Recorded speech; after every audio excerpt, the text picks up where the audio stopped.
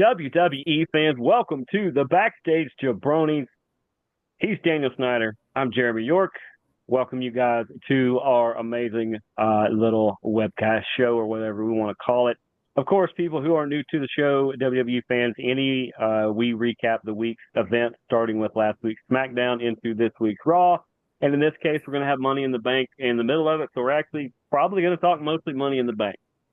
Because for one of us predicted one of the winners of the Money in the Bank, and the other one predicted both. And I think people are more happy with one than the other. But as always, you want to follow the show, go to impact_media_ on YouTube. Question, comments, suggestions, like, subscribe so you know when all the new shows are coming out. Anything we do here at Impact Media is going to be on that channel. And also, if you want to watch Daniel run around and shoot bad guys, you can do so by he does the world's biggest favor right there, and Daniel Snyder 8361 is how you can do that on YouTube. As always, how are you, bud? What's happening? Oh, I'm good. I'm good. A lot of people don't know that the way that I do mine here, the way I film is my like I have my computer here. I'm doing this on my computer, and behind my computer is a big bay window of the front of my where I look out to the front yard, and there's a storm rolling in. Just when I looked up, lightning had struck. I said, we got us one rolling in here in Carrollton, Georgia, on the outskirts of Whitesburg, for those of y'all that wonder where we're at. But outside of that, that's what's going to be catching my eyes when I look up. It was Money in the Bank was it was interesting. Just I like that word, to say the least. I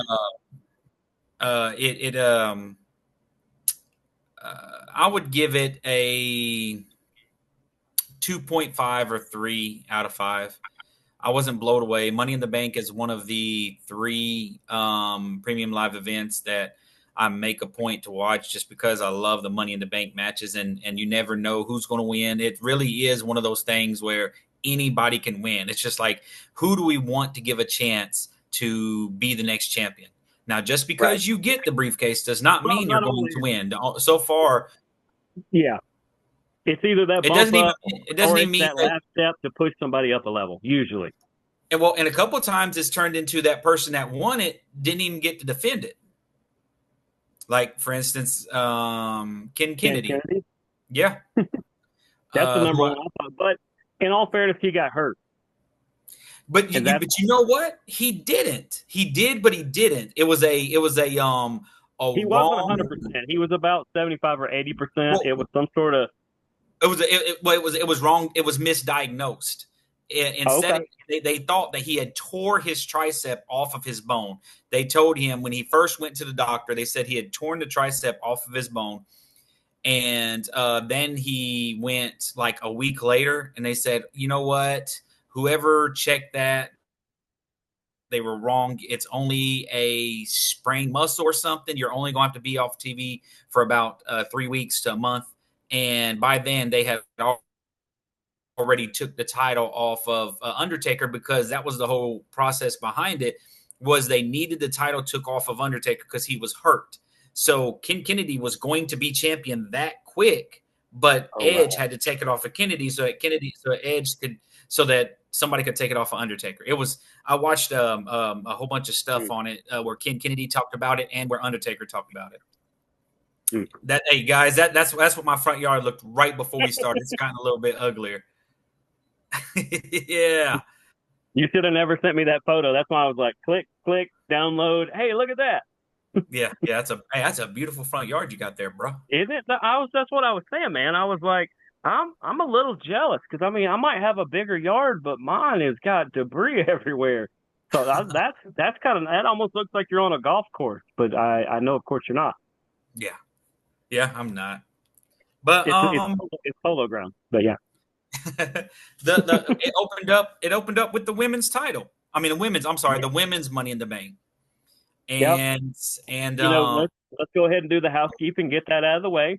One of us told you who was going to win and who would be the most entertaining and who is about to go on a monster run when she cashes this in as Bad Naomi.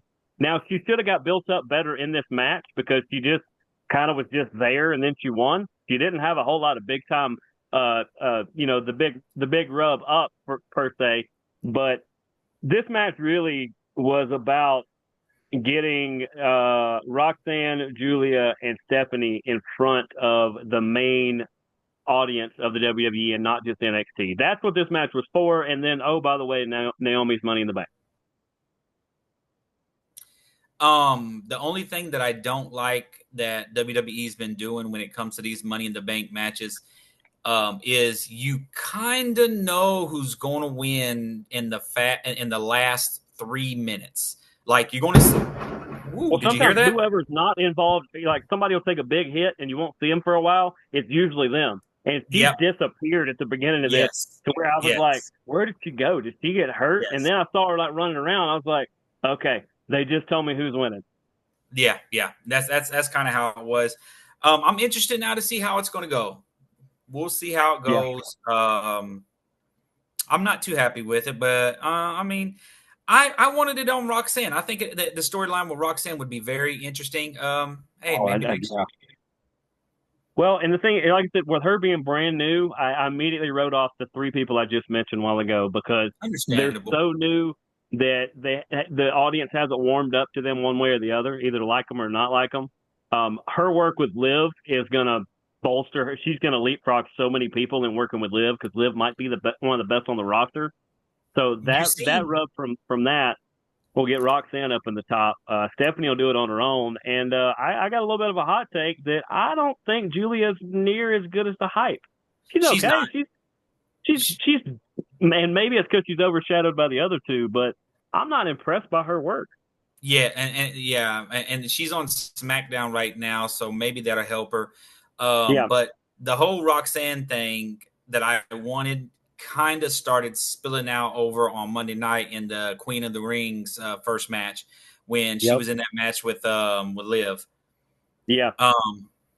So that's going to be interesting as always, which I think it's going to be great anyway. But the match was decent. While we're on it, because I had a thought on this last night and I almost wrote it down, but you just reminded me of it. I know we're going to talk Dom probably next. So I guess this will lead actually to our next match. The one that they made out of nowhere. Do you think not New Day? Do you think what is that group? Judgment Day. Judgment Day. Do you think Judgment Day should be a group led by Finn Balor without Dominic Mysterio, or do you think that is a group that should be reimagined through Dominic Mysterio, possibly without Finn? I think that it's going to end up being a group led by Finn Balor where Dominic's going to make his way out. In fact, he could go this route and kind of have his own Latino heat factor somewhere. There's a chance that actually he could take over the LWO because what better way to call out his deadbeat dad, Rey Mysterio, than to take over the group that was supposed to be led by him that he's not really doing a good job of leading. Yeah, and the only way this Dominic Mysterio match against Octagon Jr., the only way it does come up on you kind of surprising is if you didn't watch Worlds Collide. If you watched Worlds Collide, this made sense. It kind of explained what was going on because he did interfere in that match, or did he not? Yeah. And no, he didn't necessarily interfere. But I watched him out of order. See, I saw SmackDown, The Bank, Raw, and then I watched Worlds Collide on some lunch breaks over the last couple of days, which have that's my new favorite thing to do is watch wrestling during lunch breaks now because it's fantastic, and I'm actually gathering an audience wherever I happen to watch. So, but Dominic was there at Worlds Collide though, right? Yeah, him and Liv were in like the second row, first row near the entrance, and like they, just doing this. He had his belt. It's just, and they're just sitting there and they're not even really talking. They're not like, and then this, they're just kind of like, it looks like he was punished and had to go to this thing and he looked like he just didn't want to be there. And then I think after it was over, I can't remember, maybe he did interfere, but after it was over, he grabbed the microphone and calls out Octagon Jr. And Octagon Jr. is a world-renowned talent. And he basically said, I'll be your Huckleberry. I'll see you later tonight because Money in the Bank was the evening show, where the afternoon or the lunch show was basically World Collide. And those of y'all that watched, you did not get to really see what Octagon is capable of. They pretty much it was just a look at Dominique being superior. If you followed Penta at all, even before the Penta that is now, the history of Penta has always been facing whoever Octa is at that time. So we might see some of that in AAA. We might see Octagon in WWE eventually as a regular. But there is a history for those of y'all, if y'all want to go on YouTube, look it up. Look up the history of Penta versus Octa, and you'll see a bunch of they kind of. Well, there's also been a lot of Pentagons, and there's been a lot of Octagons. It's not. So it's not going to be the same guy that's doing it. Yes, you're not going to see the current. Well, you'll see a little bit of the current of what the two that are now, but you'll see a lot of the ones that came before. If it's something you guys are interested in when it comes to lucha libre wrestling, then you'll love it. It'll kind of get you. Yeah, but this was a squash match. Whoever thought we'd be talking about Dominique having a squash match and he's not the one being squashed? Right. I mean, but he's come a long way. He's arguably one of the top talents right now. Just he's the greatest intercontinental champion ever. He's the best luchador. We said that last week, and I agree with. I mean, that's my actual take. That's that's part of why I wore this shirt. Is I wanted to wear a shirt honoring the father of the greatest luchador in WWE right now, and that's Dominic Mysterio. And he had the social media post. I don't know if you saw it. He took the Intercontinental title to the gravesite of Eduardo there and took a picture with it, and it kind of showed his personality and his softer side, at how much Eddie actually did mean to him. Yeah. So I mean, that squash match was followed by a match to me that was just put there just because I needed to have a women's match that wasn't a Money in the Bank. I'm done. And it was a good match. It was, because they're both good performers. Yeah. I don't understand. I'm worried that they stretch this on longer than what it needs to be by giving Becky the title. Well, and see, this is the first time that Lyra has dropped that belt. Becky is only the second person to ever hold that title in the history of it. And this basically just bridges the gap to where we're going to get Bayley versus Becky, because at the end on Raw, Bayley come out and basically wiped the floor with Becky Lynch like she owed her money. There was a reason. She did owe her money. I mean, in a way, yeah. She basically took her WrestleMania spot. I hope not to see Lyra versus Becky too much anymore. I was hoping. I think you're all but done. You're all but done. I think Lyra should. She's gonna be in the next. And have some good matches. There's some other people to match her up with. I think keep her out of a storyline for a minute, or stick her in the middle of that, where Bayley's kind of like fighting for her honor, maybe. But she's gonna be in the next women's queen, or the next Queen of the Ring, or Queen of the Ring. Yeah, she will be in that. Because I guess we got to mention some of that. There were some qualifying matches. But which one of them surprised me when Sammy won. But I look, Sammy's a great performer. Sure. But I don't. This is going to sound crazy. I actually don't sound crazy. I feel like the King of the Ring, with the exception of a few, should always be a heel.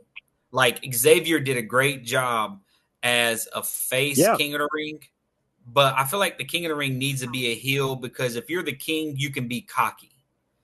And well, I heard this friend of the show, Nick, and all the guys at Tapped Out Podcast, who I do some freelance stuff for them sometimes. Great people. I was listening to one of their podcasts earlier. When they brought up Money in the Bank, they both agreed that it makes 100% the case that I guess I see what I did there with Case, that the Money in the Bank winner being a heel is 100% more effective. If they were a face, you kind of get that dumb John Cena thing. I want to catch this in at this point. That's not the point of the whole thing. The whole point of the thing is to wait till the guy's got his back turned or is laid out, and you go running down there, and it's an opportunity thing. Well, since we're talking about the guys' Money in the Bank, we can go ahead and go to that match, which Yeah. was right after the women's. Um, and this match had Seth, Andrade, El Grande Americano, LA Yep. Knight, Penta, and Solo Sikoa. I So wish we can Chad almost Gable could go have been person by this. person because there was, I would say, Great spots. a Delta baggage cart's worth of baggage for each one of the six of them in this match. Yes, yes, yes. It was great spots for the entire. Um, there was moves done that I was like, oh, you're gonna be Video sore game tomorrow. stuff. Well, yeah, I mean, I know they're some of them's close to my age or around the same age, or maybe even a couple years older. Yeah. And I spent last night. I spent 4.5, 5 hours bowling, and my lower back has been killing me all day. And that's just me rolling the ball down a long what are those things called? I guess An alley. alley. Yeah, good call, bowling alley. Um, I I just didn't. want to call that. Yeah, good call. So yeah, yeah.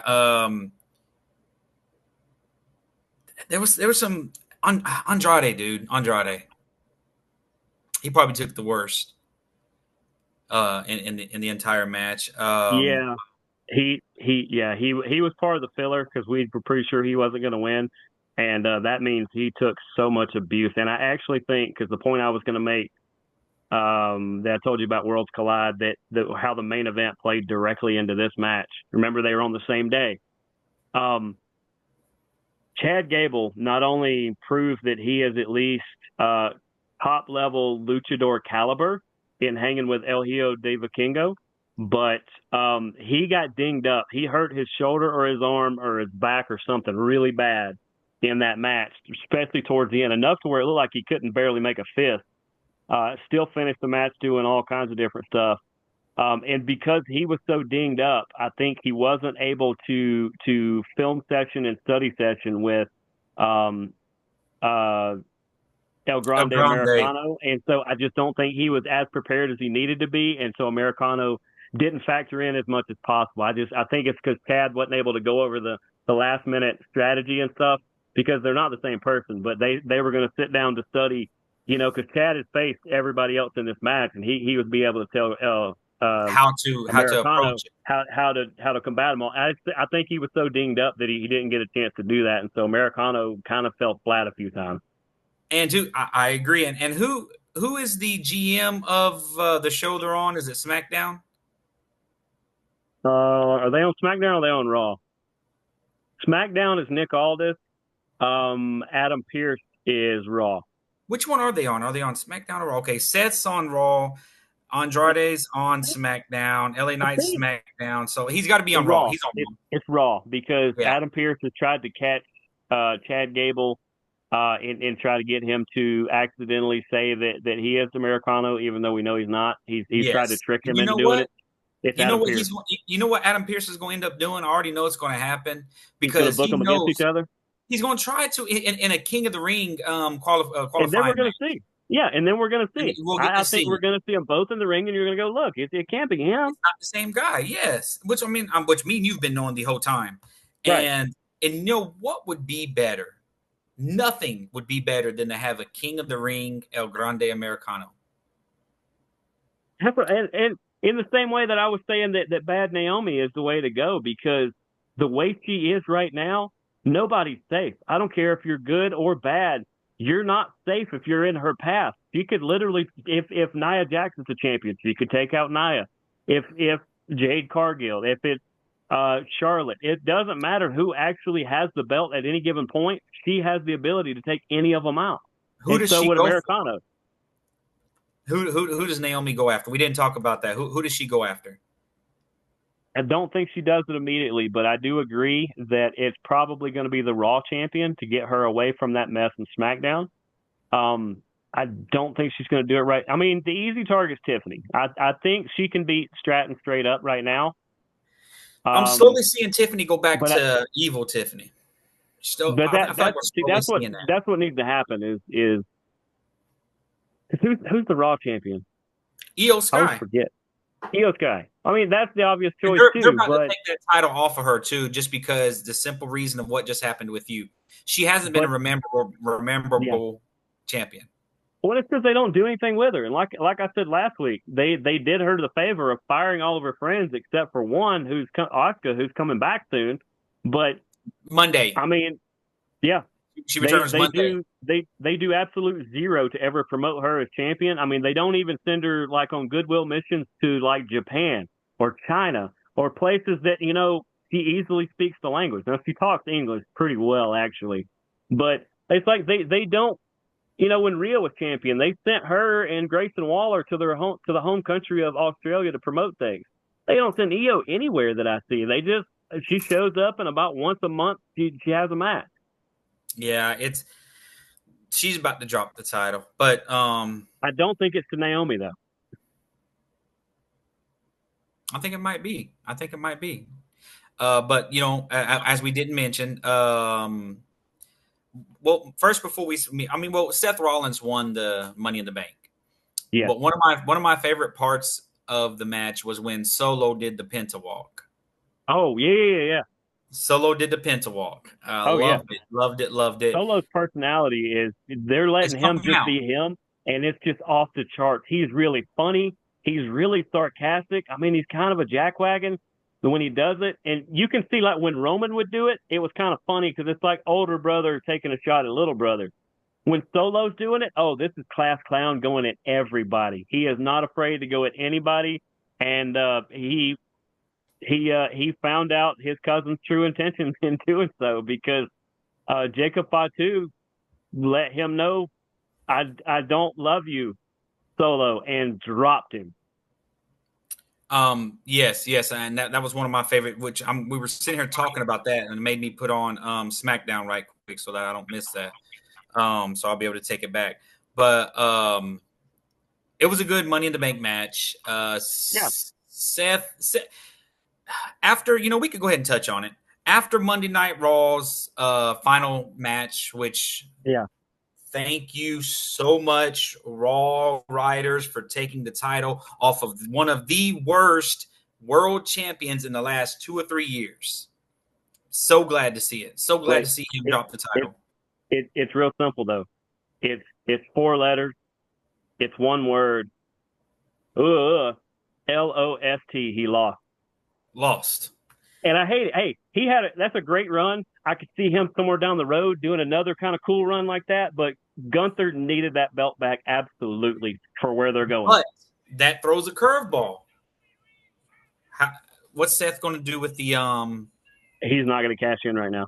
No, not on Gunther or John Cena. So right now John Cena's walking down to do his little talk, and I just paused it so I can pick it back up from there. But I think Seth's gonna hold on to it, and his two. I almost thought that. Who does he cash in on? Well, I thought he was gonna cash it in on Gunther. I thought that he was gonna come down there and just right after that match take it off of Gunther like the Drew McIntyre. What if it's a failed cash in? Like we automatically think they're going to take it, but what if it's a failed cash in? Only the females are 100% because the males have done it for longer, so their cash ins are like 83% or something like that. But what if he comes down to take it off of Gunther and Gunther just chops them all in half and goes, "Get out of my ring"? Braun Breaker and Bronson Reed. Bronson Reed were going to make sure that when he wants to cash it in, it will happen. It will happen. Yep. So, I mean, and which now leads to the last match, which there wasn't no cash in. So it makes me wonder what the point of this match was. It made no sense. This tag team match was maybe just to see both champions without their title having to be on the line. I heard that they was put together kind of at the last moment. Logan Paul was not supposed to be John Cena's original tag partner. Forgot who it was supposed to be. But he ended up being, I'll be honest, Jay was probably number 2 in my book on this, and I'm not defending him because of what happened the next night for him. I was unimpressed by anything Cody did. Cena did some okay stuff just to stay on brand. The coolest thing Cena did was the thing at the very end that involved the newest Raw superstar. But Logan Paul completely carried this match with the things he was doing. And that's what he does. I would have loved to have seen him grab the Money in the Bank, been in Money in the Bank match and won Which it. probably should have been what could have happened. But when he was stuck in this match, I said they just took their A1 their day one A1 right out and stuck him in this match. And outside of getting the John Cena rub, I don't think he's going to get much out of this. Not yet, but it's coming. It's coming. It's coming. But like I said, the Money in the Bank 2.5, maybe 3 if I'm being generous. I got like 3.25. Yeah, it's right at 3. Well, let's be honest. Like I said, I didn't see Worlds Collide. I seen. Like I said, and we forgot the debut of the newest Raw superstar that came in the end of that match, which, like I said, was the coolest John Cena part when he got attacked by what turned out to be Ron Killings. Yeah, and then Ron Killings made his return on Raw. Shaved his head off is when he told his head shaved his head off. Shaved his hair off.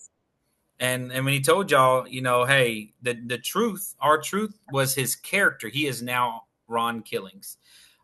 Excited about that. That was part of it, right? Like he legit was fired or let go. Our truth was let go. They hired.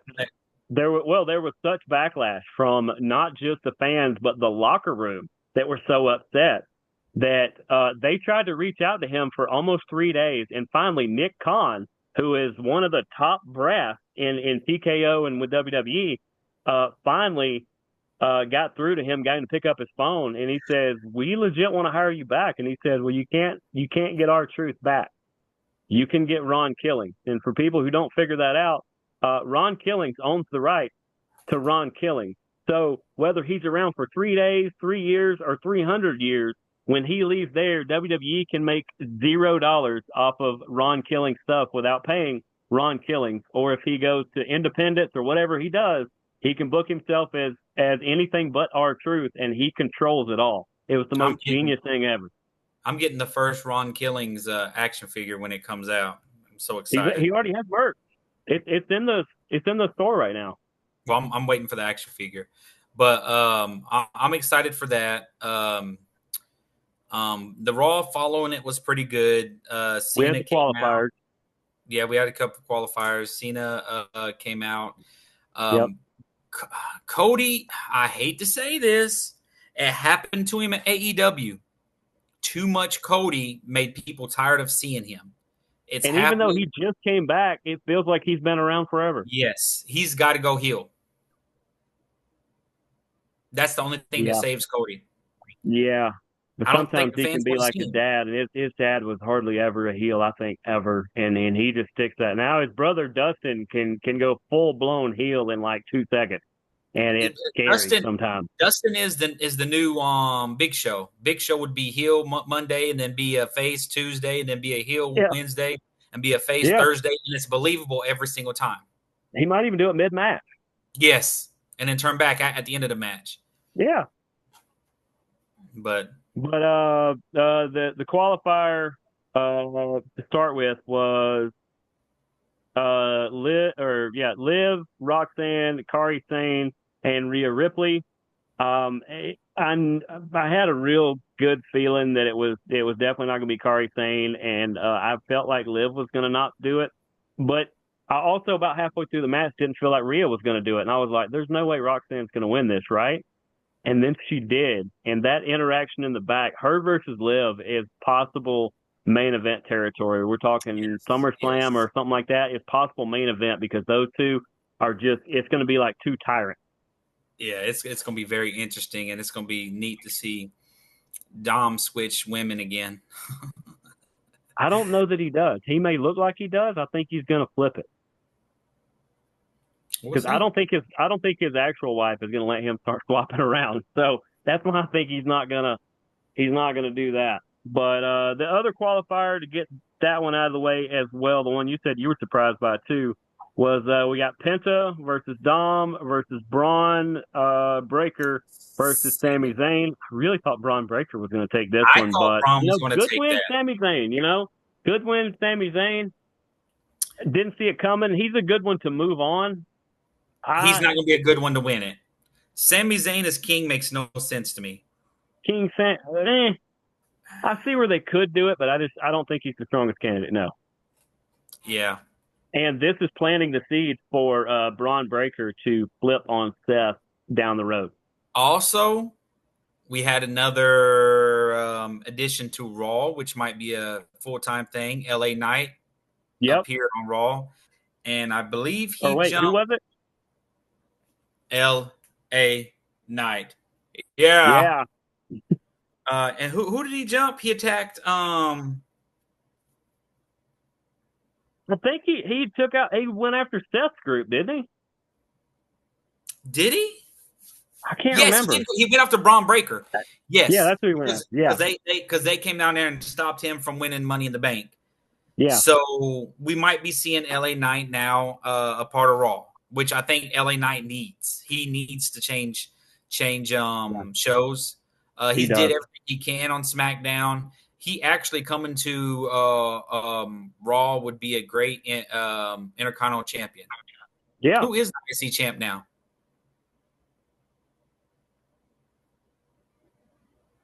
I really don't know. Dom's U.S. champion, right? No. He is. Dom's the IC champ. That's right. Yeah. Dom's the IC champion. Okay.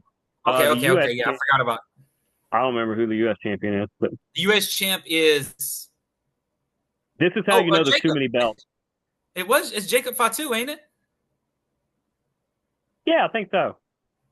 Two guys who are really good at carrying the belt. And the SmackDown before Money in the Bank, to see those three, to see Seth Rollins' group facing Solo's group, to me was beautiful. Jacob versus Braun is a future WrestleMania main event. Maybe multiple main events. Yes, that could be. I think that's gonna be great. It's gonna be great. And and the last two things. I know we just got a minute or so left. Hey, look, Nikki Bella's back. Okay, so Gunther versus Jay. Because I think Liv came out and said what we were all thinking. Hey, great that Nikki's back. I do appreciate that she's back, but Liv was like, so what? Get out of my ring. Yeah. Gunther with the belt. I hate it for Jay, but absolutely the right thing. Gunther needs the belt going forward. It worried me towards the end when Gunther had him in the sleeper hold for so long, and he was fighting it, and all of a sudden he turns around and gets it on Gunther, and Gunther almost dies and I'm like, you guys have to stop doing this.